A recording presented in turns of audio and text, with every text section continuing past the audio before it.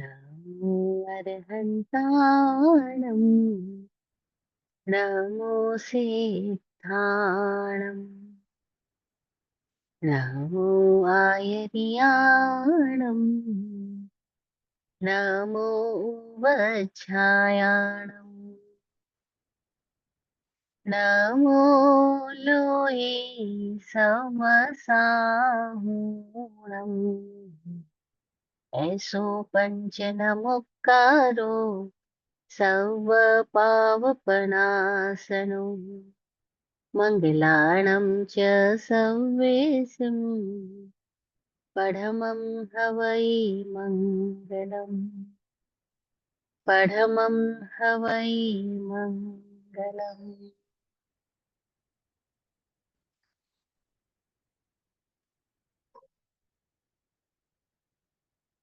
तीर्थनमो तीर्थंकर प्रणमो तीर्थनमो तीर्थंकर प्रणमो जाऊं आगमनाद जी सतगुरु चरणों रहूं समर्पित सतगुरु चरणों रहूं समर्पित हो निर्मूल प्रमाद जी हो निर्मूल प्रमाद जी शाद वाद उर में हो धारण निमित्त निर्जरा के हो कारण शाद वाद उर में हो धारण निमित्त निर्जरा के हो कारण चारों तीरथ एक सरीखे ज्ञान गुरु स्याद्वाद जी हो निर्मूल प्रमाद जी हो निर्मूल प्रमाद जी।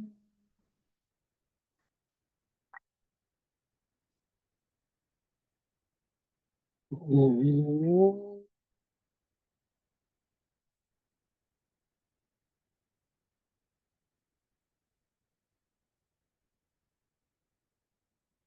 ओम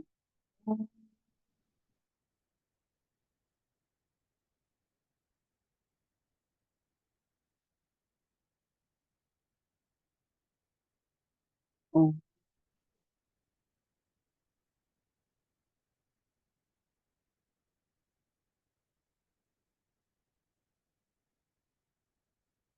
चरम तीर्थंकर समर भगवान वर्धमान स्वामी को भावमय वंदन नमन।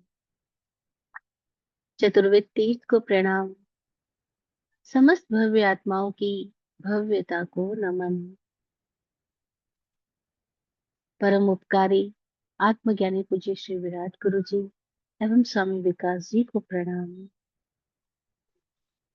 तत्वार्थादिगम सूत्र के रचयिता, इस मोक्ष शास्त्र के प्रणेता वाचक उमा स्वाति जी की प्रज्ञा को नमन। हे सिद्ध परमात्मा, हम सबका सिद्ध स्वरूप उजागर हो। सिद्धा सिद्धिं मम दिशन्तु सिद्धा सिद्धिं मम दिशन्तु सिद्धा सिद्धिं मम दिशन्तु।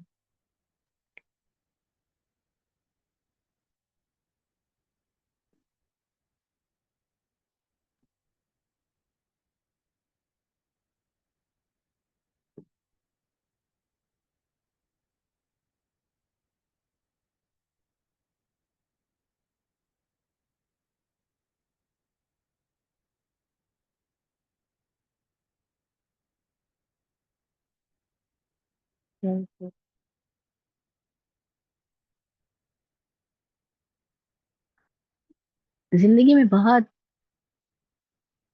सरलता प्रतीत होने लगती है अगर हमारा चित्त निर्भर हो, मन बोझिल ना हो, मन शांत हो तो जिंदगी बहुत अच्छी होती है।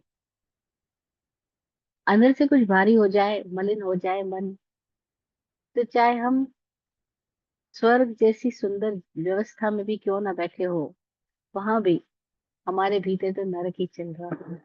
हम परेशान ही बने रहेंगे, है ना। चित्त को निर्भर करने के लिए सही समझ का होना अत्यंत आवश्यक है। सुलझाहट होना अत्यंत आवश्यक है।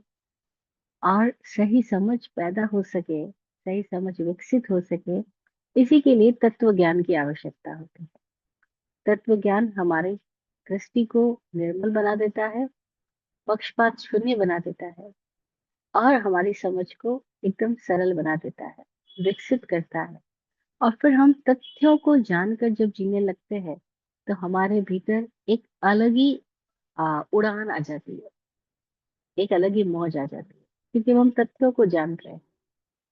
जैसे एक बार की घटना है, हम सारे लोग इकट्ठे कहीं बैठे थे, और किसी एक फ्रेंड के भीतर पता नहीं क्या उठा, उबाल सा, और उसने बहुत सारी बातें अपनी वो भड़ास निकाले उस हिसाब से बोलनी शुरू कर दी। उसने काफी कुछ बोला। उसके बाद में बोलती है कि क्षमा करना। तो हमने कहा, आप कुछ भी परेशान मत होइए, हमारा प्रेम वैसे ही बरकरार है, लव यू, और मजे करो। खत्म हो गई बात। तो किसी ने मुझे आके बोला कि आ, आपके ऊपर इतना कुछ बरसा हुई और आपने आसानी से लव यू बोला, आपके भीतर कुछ आया नहीं? मैंने कहा, बिल्कुल भी नहीं आया, जरा भी नहीं आया। क्यों नहीं आया? मैंने कहा, वो निर्भर हो रही थी, उसके भीतर कुछ इकट्ठा हो गया था, उसको निकालना था, उसने निकाल दिया। और उसने जो कुछ बोला वो उसका नजरिया का परिणाम है। इससे मुझे पीड़ित या प्रभावित होने की क्या आवश्यकता है? वो अपने तल पे बोल रही है, वो मुझे नहीं बोल रही है, वो अपनी भड़ास निकाल रही है। निकाल दी, अच्छा हो गया ना, सरल हो गई वो। तो एक पल के लिए भी हृदय आहत नहीं हुआ, एक पल के लिए भी हृदय में एक प्रभाव की एक लकीर भी नहीं आई। क्यों नहीं आई? क्योंकि अपन तथ्य को जान सकते हैं, तो हमारे भीतर कभी पीड़ा नहीं पैदा हो। अगर हम तथ्य को नहीं जानते हैं, तत्व ज्ञान हमारे भीतर नहीं है, हमारा चित्त सरल नहीं है, तो हमें कोई भी चीज परेशान करके चली जाएगी। तीली को लगाने के लिए, तीली को जलाने के लिए माचिस की डिब्बी पर भी कुछ ईंधन रगड़ा जाता है, कोई एक पाउडर रगड़ा जाता है। उससे फिर तीली का चकराहट होती है, तो तीली में आग लग जाती है। इसीलिए जो तीली सुलगानी होती है, तो माचिस की डिब्बी ही चाहिए होती है। हम दीवार पे घिस के या कहीं और पानी पे घिस के या कहीं और लगा करके उस तीली को नहीं लगा सकते।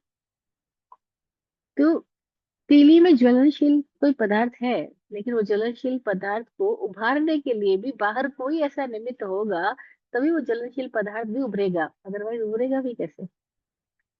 तो हमारे भीतर कोई बारूद इकट्ठा होगा, तो कोई चिंगारी भड़केगी। चिंगारी कोई भड़के तो वो भड़केगी तभी, जो हमारे भीतर कोई बारूद हो। हमारे भीतर कोई बारूद ही ना हो तो चिंगारी कैसे भड़केगी? तो जो हमारे भीतर जो चिंगारी है, हमारे भीतर कोई बारूद है, उसका नाम है संपराय आश्रय। हमारे भीतर जो बारूद है उसका नाम है संपराय आश्रम। तो संपराय आश्रम हमारे भीतर अगर है, तो फिर ये प्रॉब्लम इकट्ठी होएगी कि कभी हमें हमसे प्राणातिपात होगा, हमारा प्राणातिपात होगा, या हमसे प्राणातिपात होगा। दोनों अर्थों में हम तो परेशान होंगे। दोनों अर्थों में प्राण धारा तो गिरेगी। दोनों अर्थों में प्राणों का अतिपात, सबसे बड़ा प्यारा शब्द है अतिपात। एक तो सहजपात, जैसे हमने कुछ ऊर्जा इकट्ठी की और फिर कुछ क्रिया की, तो हमारी ऊर्जा का सहज उस क्रिया के द्वारा उपयोग भी हुआ और ऊर्जा खर्च भी हो गई, है ना? जैसे हमने खाना खाया, उसके बाद में हम चले फिरे, घूमे बोले, हमने कुछ टेबल वर्क किया, कुछ भी कार्य किया, तो हमारी ऊर्जा का सहज उपयोग होता गया, ये सहज बात है। लेकिन अतिपात कब होता है? जबकि हम बोले नहीं, हम आवेश में चिल्लाए, आवेश से भर के चिल्लाए। वो भी है तो बोलना ही, लेकिन उसमें बोलने में जो वॉल्यूम था, जो इंटेंसिटी थी, जो भीतर की स्थितियां थी, वो ऐसी थी कि अब हमारे प्राण सहज काम नहीं आ रहे हैं, अब हमारे प्राणों का अतिपात हो रहा है ना? तो ये प्राणातिपात के संबंध में हमने लास्ट सेशन में बात की थी। हमने प्राणातिपात को 3 आयामों से समझा था, जो पूज्य विराट गुरु जी ने हमें समझाए। एक था अनावश्यक करना, अनावश्यक करना, जिसकी जरूरत नहीं है फिर भी करते जाना। जैसे तालाब के किनारे बैठे कंकर उठा उठा के पानी में डाल रहे हैं, है ना?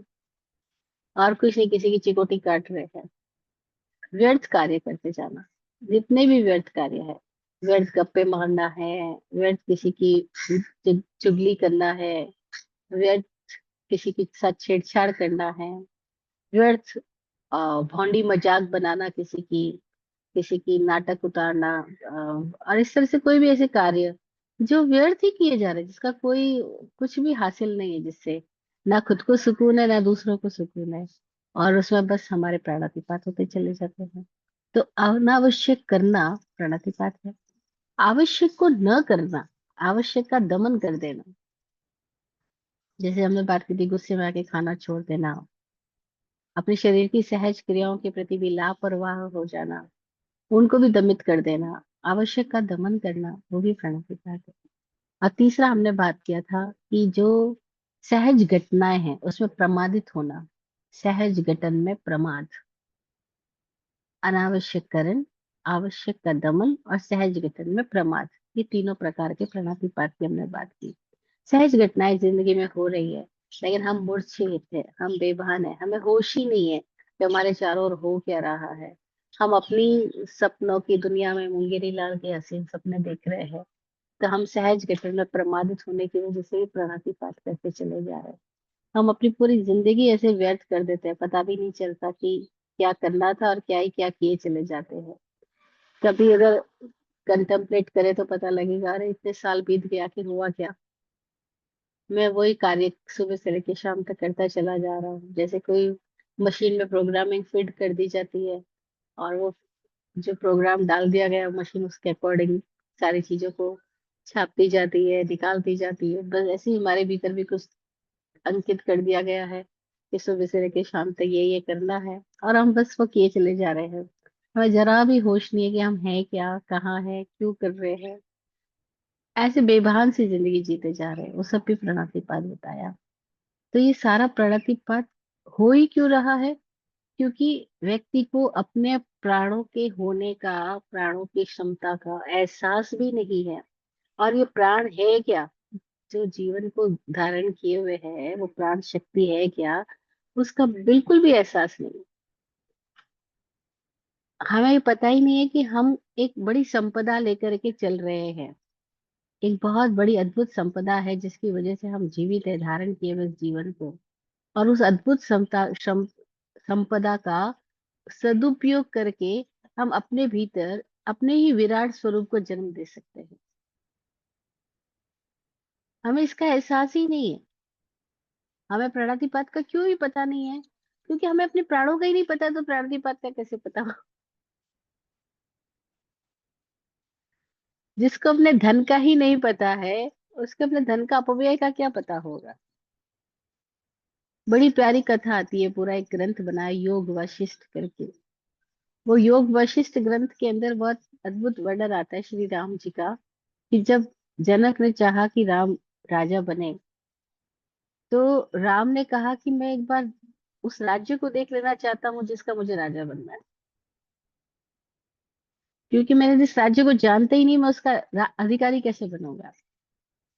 तो पहले मुझे अपने अधिकार क्षेत्रों का विज्ञान तो हो। और अब जो वो राज्य की सीमाओं तक राज्य को भ्रमण करने के लिए निकलते हैं, और जब जाकर के लौट करके आते हैं, तो उनके भीतर वैराग्य आ जाता है। अब वो राजा नहीं बनना चाहते, क्योंकि उन्होंने राज्य में जो जो स्थितियां देखी है, बीमारी, मृत्यु, अपंगता, विकलांगता, निर्धनता, कितनी कितनी स्थितियां हर एक घरों की है, हर एक परिवारों की। जो वो सब कुछ देख लेते तो कहते नहीं, अब राजा बनने योग्य नहीं है, मैं क्या कर सकता हूँ उन सब के लिए। अगर एक राजा सारे सुखों का भोग करे, उसकी प्रजा उन सुखों से वंचित हो, तो वो राजा काहे का राजा हुआ। और हमने कभी गरीबी जानी नहीं। विराट गुरु जी एक बहुत प्यारी कविता कहते थे, उस कविता की एक पंक्ति थी कि जिसने निर्धनता जानी ही नहीं, वो निर्धनता को हटाएगा भी कैसे। पॉलिटिक्स में बैठ करके बातें करना, नारे फेंकना बहुत आसान है कि देश से गरीबी हटाओ, गरीबी हटेगी, भ्रष्टाचार हटेगा, ये सब कुर्सी पे बैठ के बोलना बहुत आसान है। लेकिन जो प्रैक्टिकल लाइफ पे जो उतरता है, जो धूप छाव में घूमता है, उसी को पता चल सकता है कि ये गरीबी होती क्या है, ये निर्धनता का दुख क्या होता है, महंगाई का दुख क्या होता है, बेरोजगारी का दुख क्या होता है। जिसने जाना ही नहीं है वो नारे फेंक सकता है, हटाओ हटाओ, उसे हट थोड़ी जाएगी। अब राम को लगा नहीं, मुझे राजा नहीं बनना। वो वैराग्य आ गया। तब उसके पिता राजा जनक ने उसके पिता राजा दशरथ ने चाहा कि वो राजा बने। इसके लिए उन्होंने गुरु वशिष्ठ को कहा कि आप राम को समझाइए कि राम राजा बन सके। आप उसको ऐसा समझ दीजिए कि उसकी दृष्टि में राजा बनने का भाव पैदा हो सके, है ना। तो कहने का मतलब क्या हुआ कि अगर हमें पता ही नहीं कि हमारा अधिकार क्या है, हमें पता ही नहीं हमारा क्षेत्र क्या है, हमें पता ही नहीं हमारी संपत्ति क्या है, हमें पता ही नहीं हम प्राण धारण किए हुए हैं भी, तो हमें प्राणातिपात का भी पता कैसे चलेगा। हो रहा है लेकिन पता नहीं चलेगा। खर्चा हो रहा है लेकिन पता ही नहीं चलेगा। जैसे किसी को पता ही ना हो कि उसने बचपन से हमेशा नल ऐसा ही देखा हो जो नल लीक हो रहा हो, तो उसको पता ही नहीं चलेगा कि नल वो होता है जो लीक नहीं होता है, जिसको हम चाहे तो खोले और चाहे तो बंद कर दे। लीक होना नल का अर्थ नहीं, उसमें तो नल का विकृत रूप है। नल बीमार है, नल बिगड़ गया है, इसीलिए लीक हो रहा है। लेकिन जिसने देखा ही ना हो कभी ऐसा कि बिना नल लीक हुए कैसी स्थिति होती है, तो उसको क्या पता चलेगा कि वो नल की बीमारी है लीक होना, है ना। ऐसे ही जिसने देखा ही ना हो कि पांचों इंद्रियों का संयम क्या होता है, जिसने देखा ही ना हो कि कषाय मुक्त अवस्था क्या होती है, जिसने देखा ही ना हो कि प्राण धारण किए हुए और प्राणों का ऊपर उठते हुए की अवस्था में जीते हुए व्यक्ति की, योगी की दशा कैसी होती है, जिसने उस चीज का जरा भी अनुभव ना लिया हो, उसे क्या पता कि प्राण का ऊर्ध्वगमन भी कुछ होता है और प्राण का अति पतन भी कुछ होता है और प्राण से शक्तिपात जैसी भी कोई घटना होती है। उसे कुछ भी नहीं पता होगा। हम जिस कारण इस शरीर को धारण किए हुए हैं, जिस कारण शरीर आ, इस जीवन को गति दे रहा है, हमें उस मौलिक तत्व का ही विज्ञान नहीं पता है।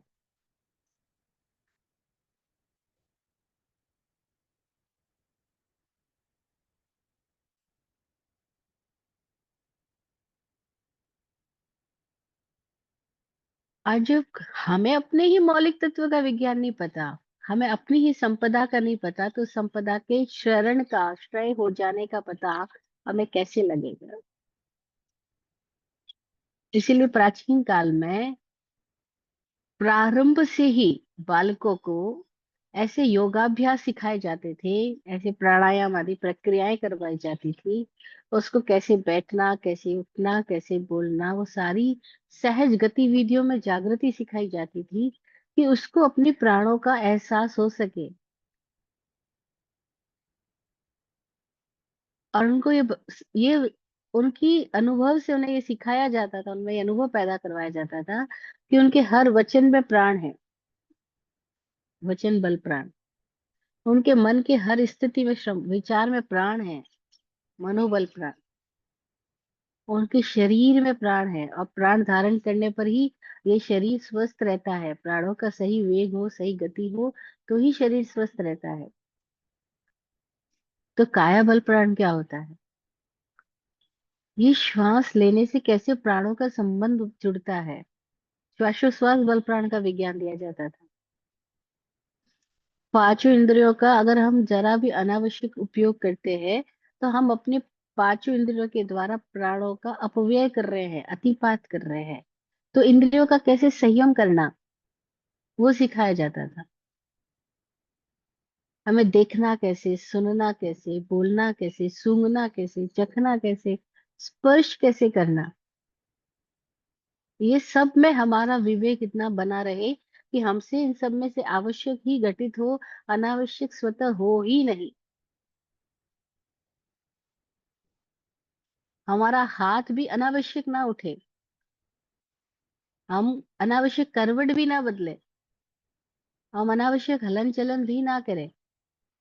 हमारा बैठने का पोस्चर भी ऐसा हो कि हमारे प्राणों को सहज गति मिल सके, सहज प्रवाह मिल सके, प्राणों का प्रवाह बाधित ना हो, ऐसे बैठना हो। अदरवाइज हम बैठते अपना ही एक अंग से दूसरे अंग को दबा के बैठ जाते हैं।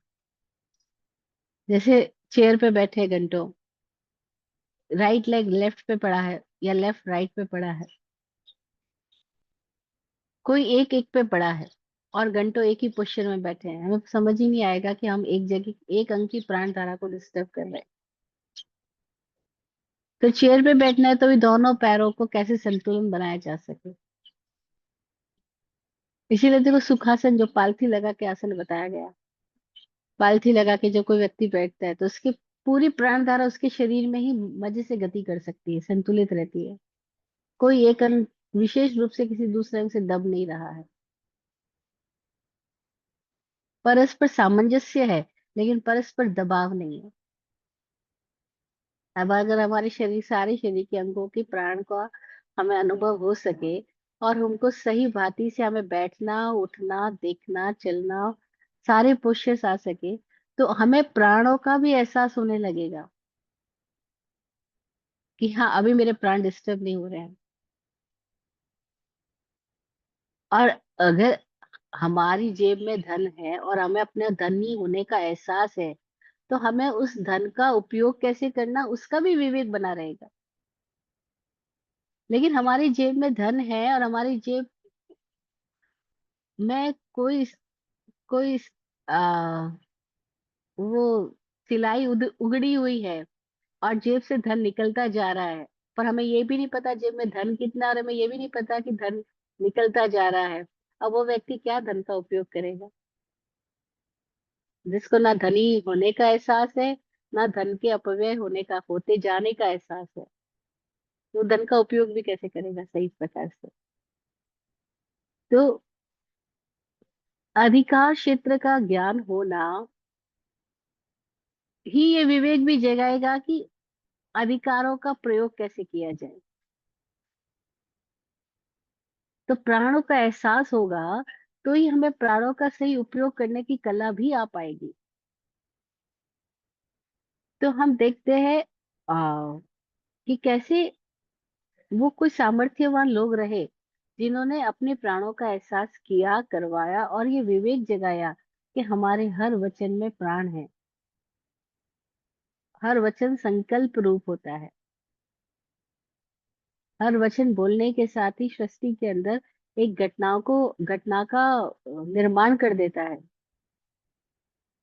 इसीलिए कैसे हम अपने वचनों के प्राणों को सुरक्षित देख रख सके, वचन बल प्राण का दुरुपयोग ना करें, यूं ही कुछ ना बोल दें। और हम देखते हैं, लोगों को वाद विवाद करने में रस होता है, तर्क वितर्क करने में मजा आता है, बहसबाजी करना उनका आदत बन जाती है, और वे बहसबाजी के थ्रू अपने वचनों को ऐसे ही अपव्यय करते चले जाते हैं। लेकिन उन्हें पता ही नहीं चलेगा कि वो वचनों का अपव्यय भी कर रहे हैं। वो पता कब चलता है? मैं अपने अनुभव से जानती हूँ कि जिस समय मेरे गले में कुछ बीमारी आई, फेरेंजाइटिस लेरेंजाइटिस बोलते हैं मेडिकल टर्म में, और अब मैं कुछ बोलना चाह रही हूँ लेकिन मेरे कंठ से आवाज नहीं निकल रही है, तो मुझे समझ में आया, हाँ, जब हम बोल रहे होते हैं तब हमें बिल्कुल भी एहसास नहीं होता कि हम कितनी बड़ी क्षमता का उपयोग कर रहे हैं, कितनी आसानी से विचार वचन के थ्रू अभिव्यक्ति पा रहे होते हैं, और आराम से हम कन्वर्सेशन कर रहे हैं। लेकिन जब नहीं बोल पाते तो पता लगता है, अच्छा इतनी जोर लगता है बोलने में। उसकी वैल्यू समझ आती है, अरे बोलना कितनी बड़ी घटना है ना? तो हर एक प्राण का हमें महत्व समझ आ जाए, तो प्राणातिपात हुई ना।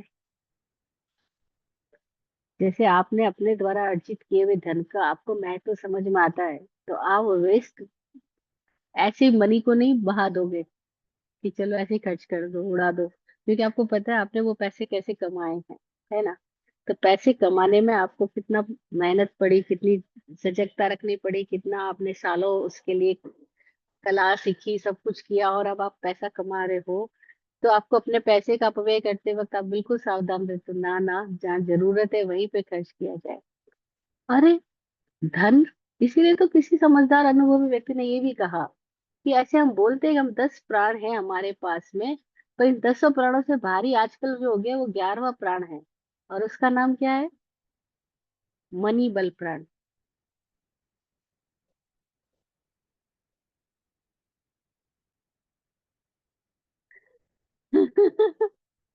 ये जो मनी बल प्राण है ना, उससे हम जी रहे, तो इसका हमें समझ में आ रहा है।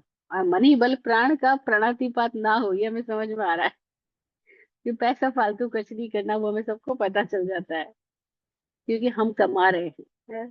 तो जो कमा रहा है उसको पता है कि उसकी मनी क्या है, क्या कितनी है, और उसको कैसे चलानी है इसको, क्योंकि उसको कितने सालों तक कैसे अपना खर्चा निपटारा करना है। तो मनी बल प्राण का कितना विवेक आ जाता है। लेकिन क्या ऐसे ही बाकी 10 बल प्राण का विवेक है? पांचों इंद्रियों के 5 बल प्राण, तीनों योगों के 3 बल प्राण, फिर श्वासोश्वास बल प्राण और आयुष्य बल प्राण, ये 10 प्राण होते हैं। और इन 10 प्राणों का विवेक मनी बल प्राण से तो शायद कम ही होगा हमको।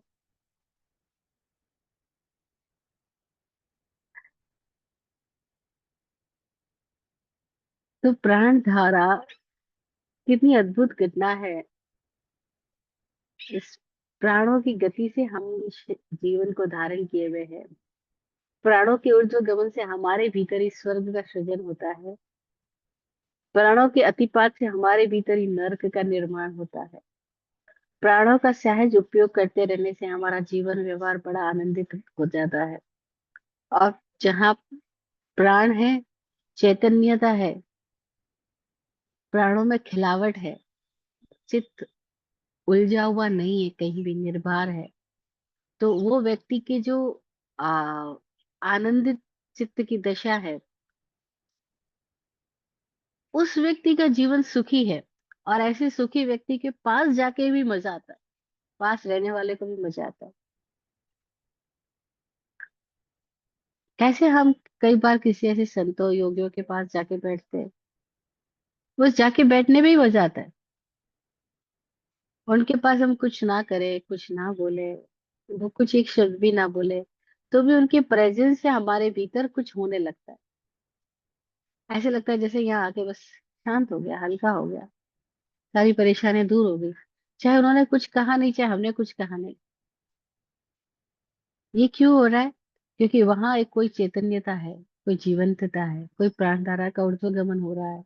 उनकी प्राणधारा उनके अपने ही चारों ओर इस भांति संवरित और इस भांति विकसित है कि उनकी उपस्थिति मात्र से ही जगत का कल्याण हो रहा है। और क्यों किसी ऐसे व्यक्ति के पास जाके बैठो जो गहन डिप्रेशन में है, जो परेशानियों से लदा पड़ा है, जिसका दिल दिमाग अस्त व्यस्त है, जिसके भीतर सब टूटन फूटन है, उस व्यक्ति के पास जाके भी बैठो, थोड़े घंटे भी बैठ के आ जाओ, तो आपको लगेगा यार मैं, ऐसा लग रहा है जैसे मैं बहुत भारी हो गया हूं, ऐसा लग रहा है जैसे मेरे से कुछ चूस लिया गया है, जैसे मेरी ऊर्जा का किसी ने खिंचाव कर लिया है और मैं एकदम परेशान सा हो गया हूँ। वहां से लौटते हुए आपके पैरों में भारीपन आ जाएगा। और किसी ऐसे टेम्पल या किसी ऐसे व्यक्ति के पास से लौटते हुए आपके पैरों में एक थिरकन आ जाएगी, एक नृत्य आ जाएगा, एक मौज आ जाएगी। तो पता लगता है प्राणातिपात जो नहीं कर रहा है उसकी उससे क्या आनंद फैलता है, और प्राणातिपात जिसका होता चला जा रहा है उससे क्या घुटन फैल रही है। दोनों का एहसास हमने अनेकों बार किया ही होगा, और हम सहज कर सकते हैं। तो खुद के प्राणों की वैल्यू समझ आ जाए, तो ये प्राणातिपात की घटना फिर ना हो। तो प्राणों का प्रवाह कैसे ऊर्ध्वगामी हो सके, उसके लिए भी प्राचीन काल से हमें बड़े अभ्यास दिए गए, बड़े हमें संस्कारित करने के लिए हमारी प्राण धारा को, हमारी चैतन्य की धारा को, उसके लिए प्रयोग विधियां विकसित की गई। कि जैसे कैसे हमने देखा होगा बहुत सारे लोगों में ये होता है, सुबह उठने के साथ ही वो धरती को प्रणाम करते हैं, सूर्य को प्रणाम करते हैं, अर्घ चढ़ाते हैं, थोड़ी देर सूर्य के सामने योगासन में योगासन करते हैं, या बैठ करके प्राणायाम की श्वसन क्रियाएं करते हैं, और सबके प्रति प्रार्थना करते हैं, सर्वे भवन्तु सुखिनः, सर्वे सन्तु निरामया, सर्वे भद्राणि पश्यन्तु माँ कश्चित् दुर्भाग् भवेत्। ऐसी सुंदर प्रार्थनाएं करके लोग कल्याण की भावना से भरते हैं, अपनी प्राण ऊर्जा को विराट से फैलाते हैं, और उनके भीतर एक विराट विचार दिया जाता है। कि तुम केवल अपना मत सोचो, पूरे जगत के कल्याण का, जगत के सुख का सोचो। और ऐसे भाव से उसके भीतर में जो भरा जाता है, प्रणाम का भाव भरा जाता है, देव स्तुति गुरु वंदना का भाव भरा जाता है।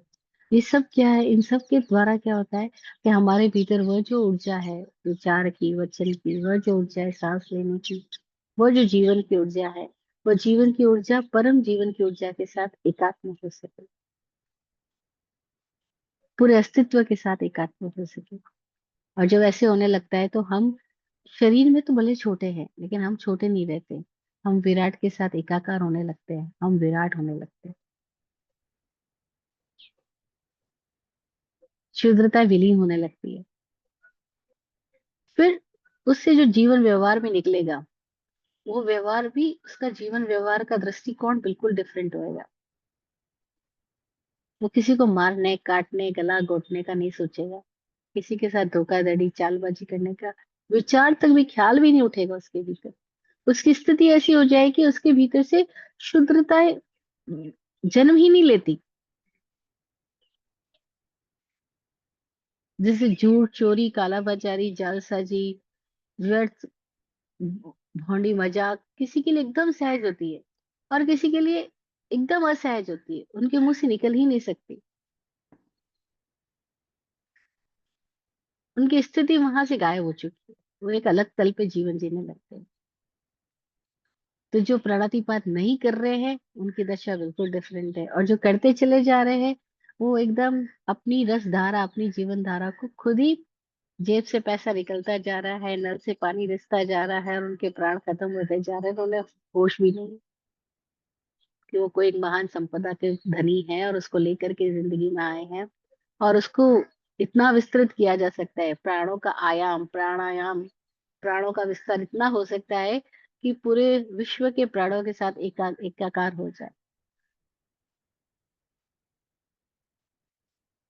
और तब व्यक्ति व्यक्ति नहीं रहता, अणु में विराट प्रकट होने लगता है। वो चेतना के अणु का विस्फोट हो सके, उसके लिए योगियों ने अद्भुत अद्भुत प्रयोग हमें दिए कि कैसे चैतन्य के परमाणु का विकास हो सके, कैसे चेतना का विकास हो सके। तो उसके लिए उन्होंने प्राण धारा का विज्ञान दिया हमें। पर बड़ी खेद की बात है कि आज जिस स्थितियों में हम जी रहे हैं, कोई थोड़े लोग खुद के प्रति, खुद के प्राणों के प्रति सजग भी है। खैर, हम आश्रम की बात कर रहे हैं कि कैसे कर्मों का आगमन होता है, और कर्मों के आकर्षण की वजह से हमारे भीतर अगर विवेक नहीं है, तो अवृत अवस्था बनी होती है। और अवृत अवस्था जो बनी रहती है, उस अवृत अवस्था को 5 आयामों से हमने समझने का संकल्प किया है। क्योंकि ये जो छठा सूत्र जिसकी हम व्याख्या कर रहे हैं, तो सूत्र ही कह रहा है, अवृत कषाय इंद्रिय क्रिया पंच चतुर पंच पंचविंशति पूर्वस्य भेदा।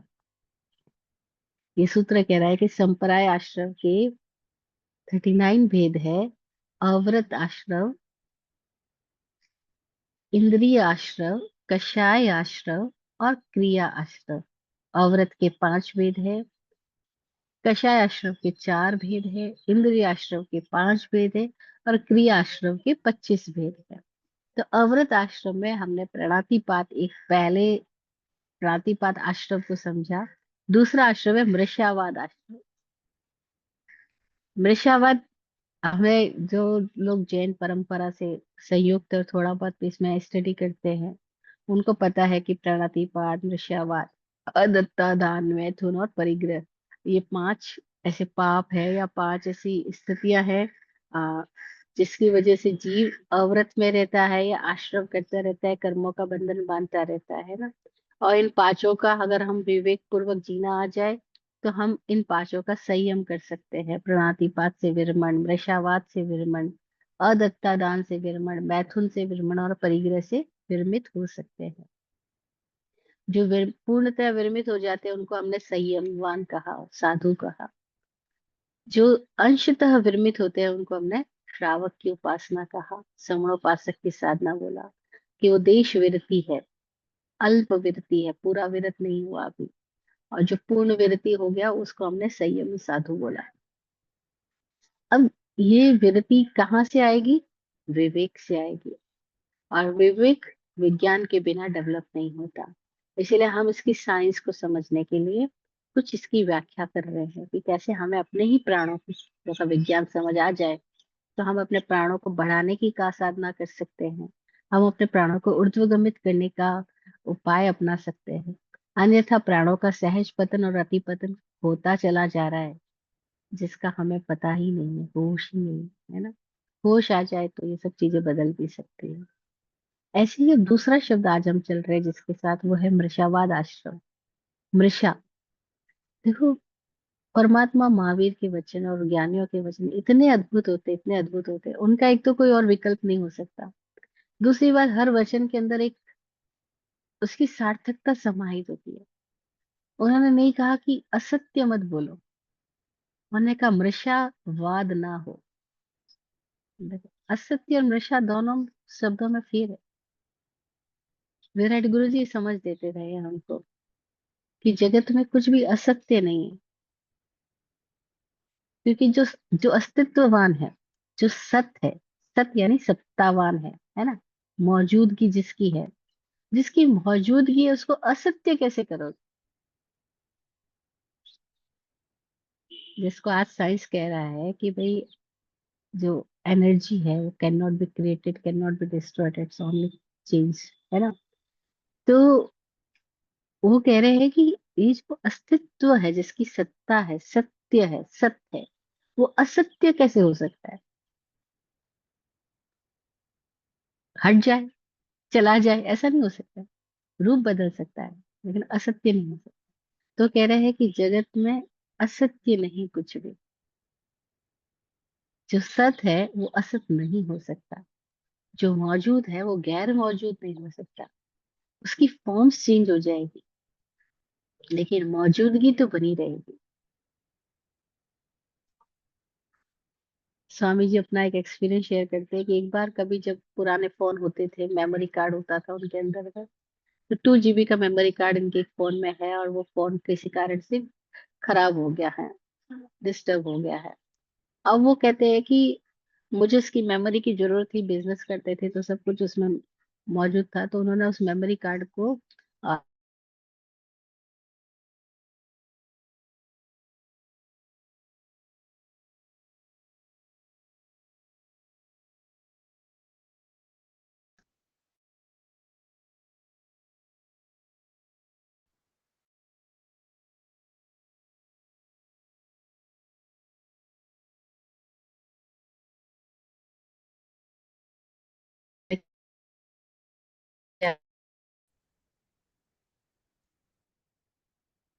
तो हम बात कर रहे हैं मृषावाद की, कि इस जगत में असत्य कुछ भी नहीं है।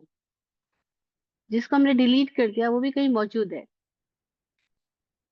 हमको लगता है हमने अपनी मेमोरी कार्ड में से डिलीट कर दिया, हमने अपने मोबाइल फोन में से डिलीट कर दिया, लेकिन उसका भी मौजूदगी है, उसको भी निकाला जा सकता है ना। तो एवरीथिंग जो एग्जिस्ट कर रहा है उसको अनएग्जिस्ट नहीं किया जा सकता। तो असत्य शब्द नहीं दिया भाभी ने, असत्य मत बोलना, उन्होंने कहा मृषा मत बोलना। अब क्या फर्क है दोनों में? मृषा का मतलब है कि वह जो व्यर्थ है, वह जो अनावश्यक है।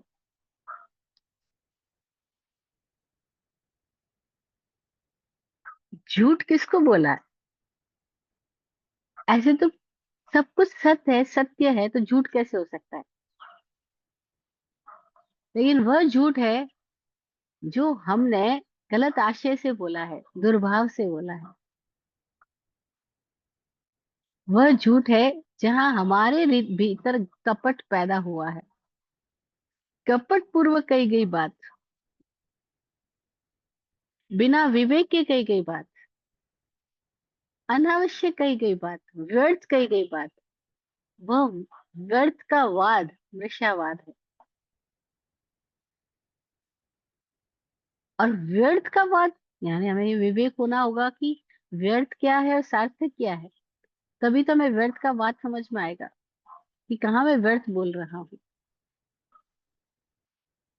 तो कहाँ कहाँ हम मृषावाद कर बैठते हैं, कैसे मृषावाद होता है। फिर से यहाँ पे मैं आती हूँ, पूज्य विराट गुरु जी ने जैसे प्रणातिपात को 3 आयामों से समझाया, ऐसी मृषावाद को भी 3 आयामों से समझाया, ताकि हमारी समझ खिल सके, विकसित हो सके, और हमें पता लगे कि कहाँ हम मृषावाद में उलझ रहे हैं। तो वो 3 आयाम क्या है। पहला आयाम है मृषावाद का इतिहास की व्याख्या, इतिहास का व्याख्याकरण। दूसरा आयाम है भविष्य की योजनाएं। और तीसरा आयाम है प्रत्यक्ष में असंतोष। ये तीनों मृषावाद है। कितनी अद्भुत बात है, अगर समझ आ जाए तो। सारी तो बात आ गई। इतिहास की व्याख्या। और हम करते क्या रहते हैं, पूरी जिंदगी हम अतीत की बातें करते चले जाते हैं। और इतिहास जीतने वाले की शान में लिखा गया है। इतिहास अधूरा है। इतिहास कभी यथा तथ्य नहीं लिखे जाते, जैसा है वैसे नहीं लिखे जाते। जब हम वेदों को पढ़ते हैं, जिसने पढ़ा है उनको पता होगा कि वेदों में अलग अलग ऋषियों ने सूक्त लिखे हैं। और उन ऋषियों को उस जमाने में जो राजा लोग थे, वो स्वर्ण मुद्राएं और कई सारा दान दे करके इस पक्ष में लेते थे कि तुम हमारी शान में कुछ ऋचाएं लिखो।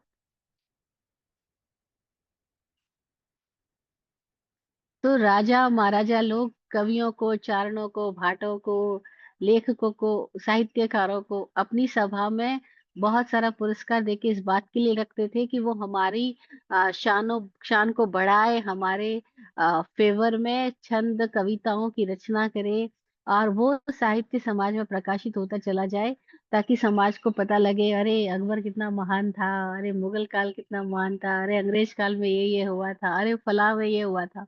ये सारी स्टोरीज हमारे पास में जो आई है वो सत्य, इसका जरा भी जरूरी नहीं है। वो तो राम जीत गए तो रामायण बन गई, अगर रावण जीत जाता तो इसका नाम रामायण नहीं होता, कुछ और होता, शायद रावणायण होता। तो जीतने वाले की शान में इतिहास लिखा जाता है, और हम इतिहास की व्याख्या में उलझे रहते हैं। हमारे जितने झगड़े घरों में होते हैं, आप देखो, सब पास्ट ओरिएंटेड होते हैं। तुमने तब ऐसा मेरे साथ किया था, तुमने तब ऐसा कहा था। ये सब नशावाद है। अगर अतीत को बीच में ना लाया जाए तो झगड़ा करना आसान ही नहीं होगा।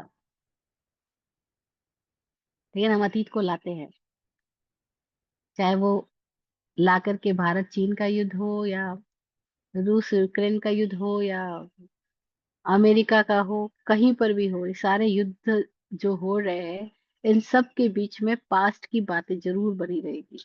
पास्ट के मुद्दे जरूर उगाड़े जाएंगे, उठाए जाएंगे।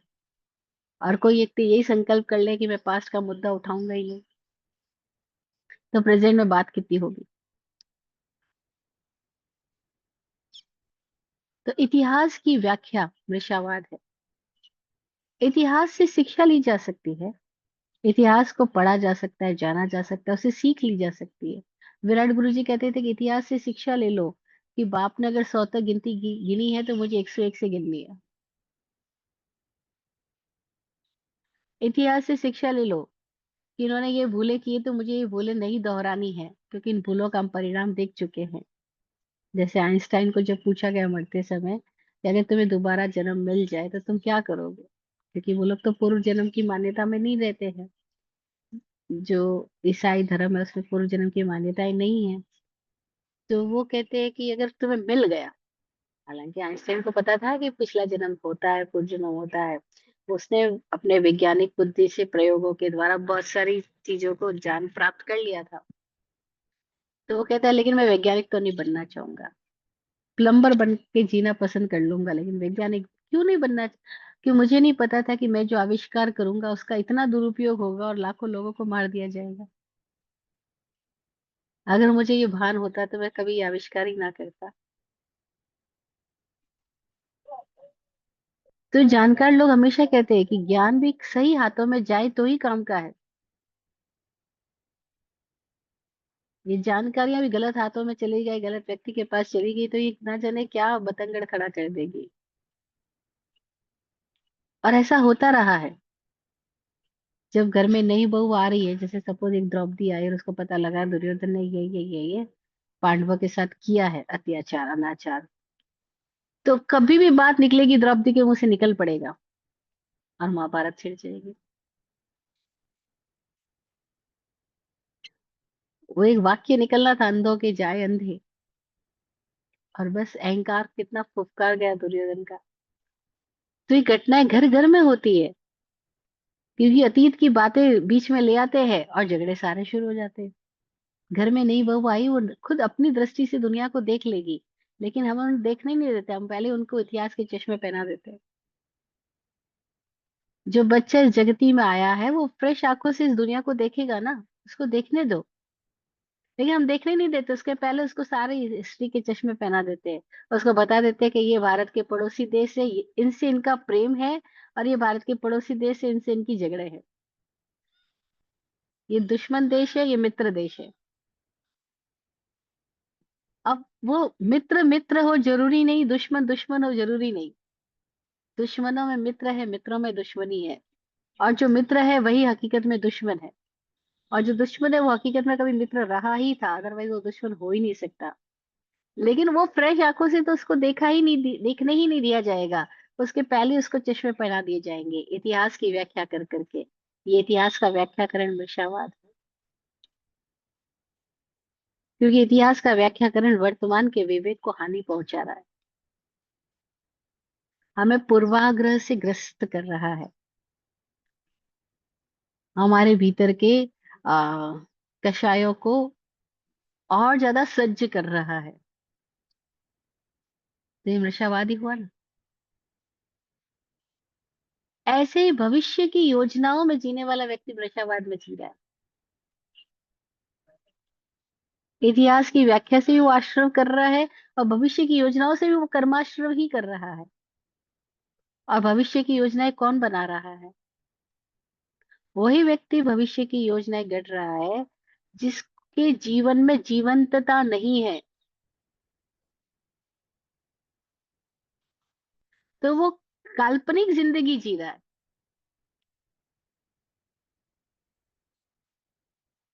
और काल्पनिक जीवन नशावाद है। काल्पनिक जीवन इस बात का प्रत्यक्ष प्रमाण है कि तुम्हारी इस समय की क्षमता और पौरुष का तुम्हें ज्ञान नहीं है। इस समय की हमारी क्षमता, इस समय का हमारा पौरुष, इस समय का हमारा जो संपदा है उसका हमें ज्ञान नहीं है, इसीलिए तो हम कल्पना में जी रहे हैं।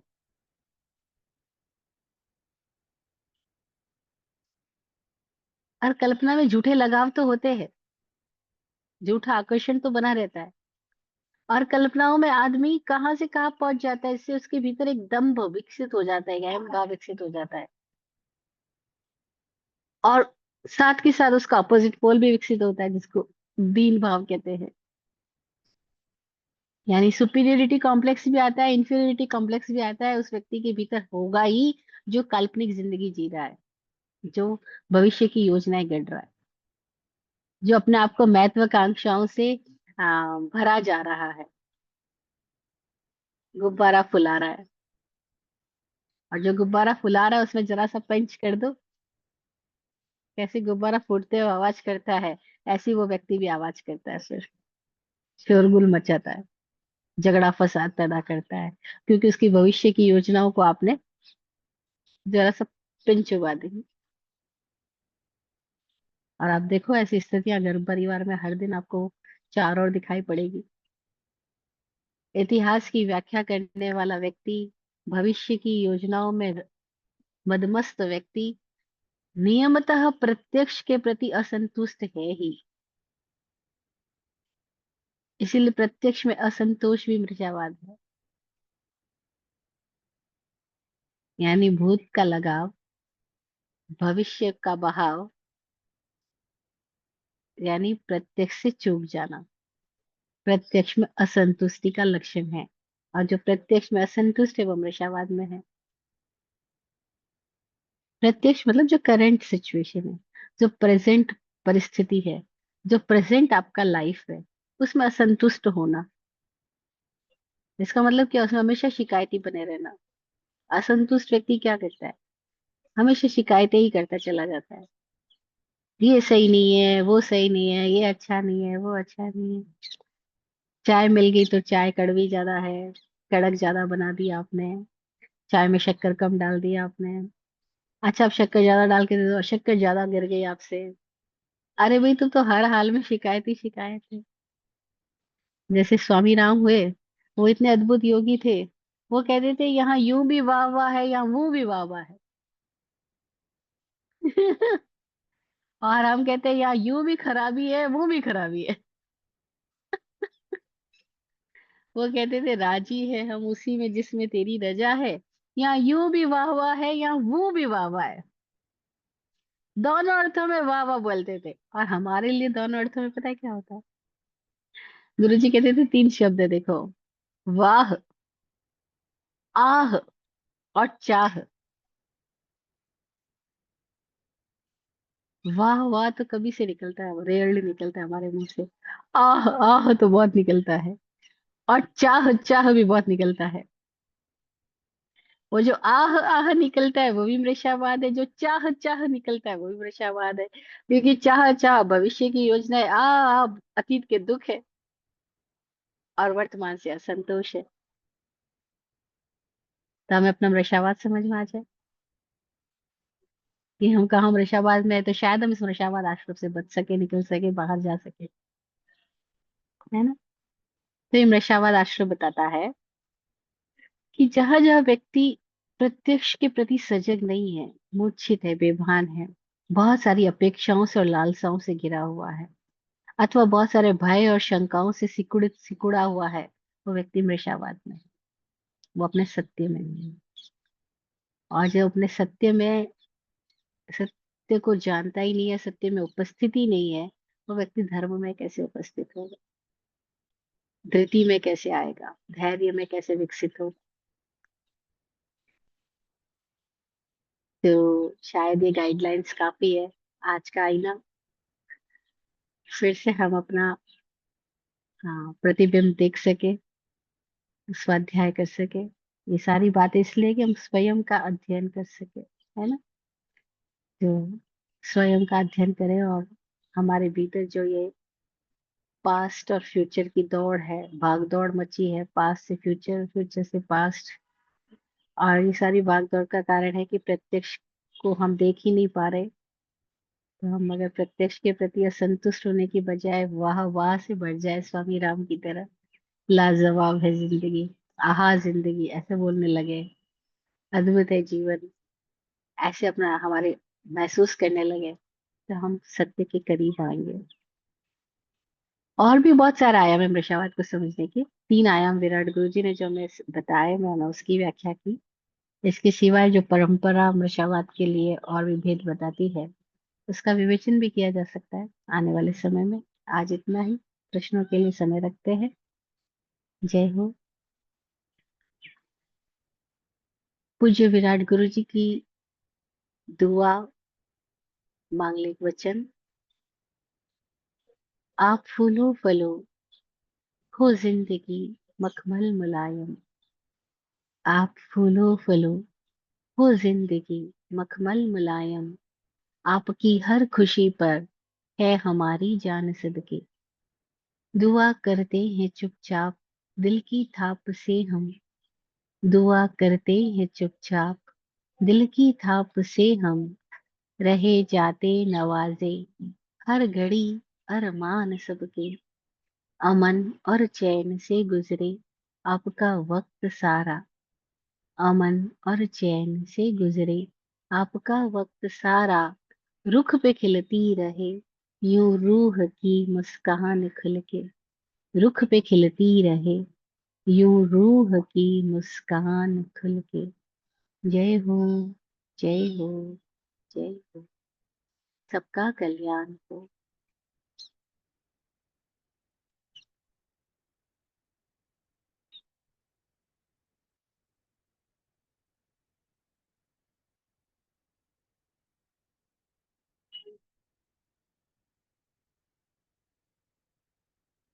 ओम शांति।